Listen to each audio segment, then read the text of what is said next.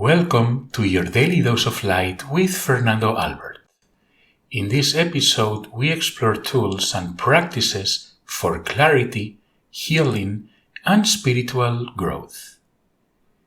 If it's safe to do so, gently close your eyes and allow yourself to go a little deeper.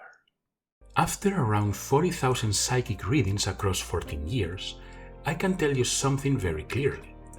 Most people are not only asking about the future. Deep down, they are asking, can I trust what I am feeling? And trust me, that question is very real and very human. Today, we will look at the questions people bring most often to readings, what they really reveal, how the questions have changed over the years, and how a good reading should support you without taking your power away. So where these numbers come from? These insights come from my own work as a psychic medium and spiritual teacher between 2012 and 2026. Around 40,000 readings, more than 7,500 clients, students and seekers, as well as people from more than 20 countries, as well as working across 4 languages. So this is not an academic study. This is an honest, practitioner view from thousands of real conversations. No private client stories, names, or identifying details are shared here, because privacy is non-negotiable. So the questions I hear the most than any other is some version of, what should I for a living? Or what's my calling? People ask this because their energy is already picking up something, but the mind starts fighting with it.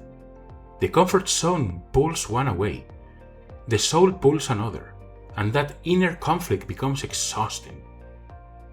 Love questions come very close to, what does this person really feel for me? Will this connection return? Does this relationship have a future? Under the words, the deeper question is usually, am I safe to trust my heart here? A good reading should not make you dependent on someone else for every decision.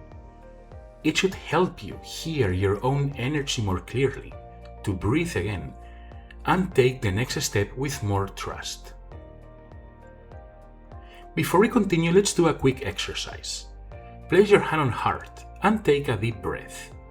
1, 2, 3, 4. And exhale. 1, 2, 3, 4, 5, 6.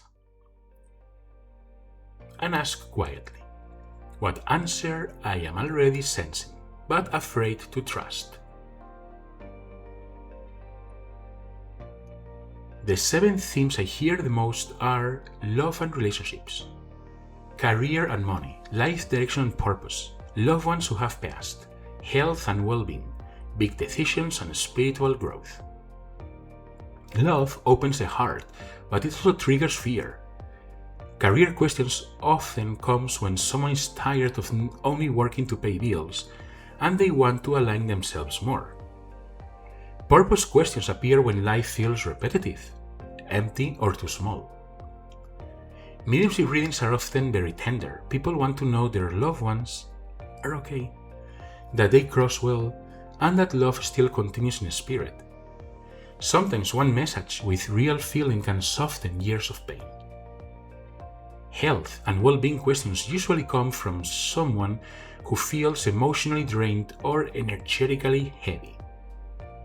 I do not diagnose or replace medical care, but I can look at the energy, emotional pressure, and where more support may be needed.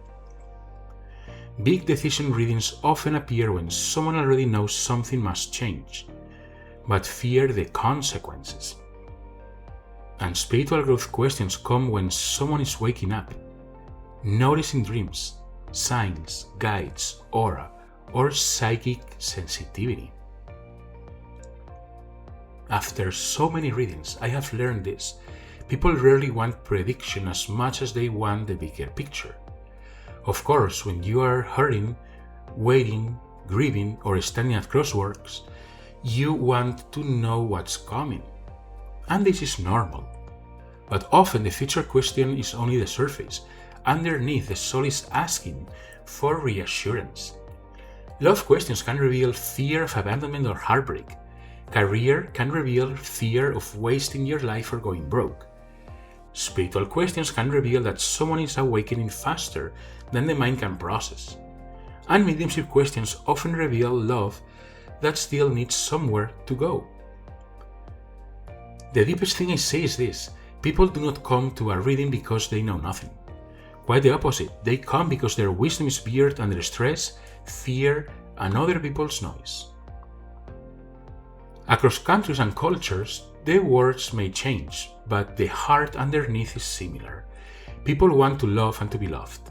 They want to know their loved ones in spirit are okay. They want to stop feeling lost. In 14 years, I have noticed more people asking about spiritual awakening and life purpose.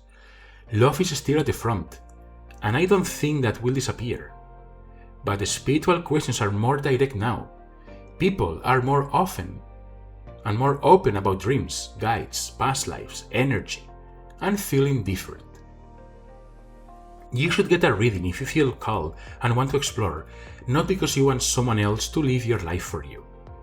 A reading can give clarity, confirmation, and spiritual guidance.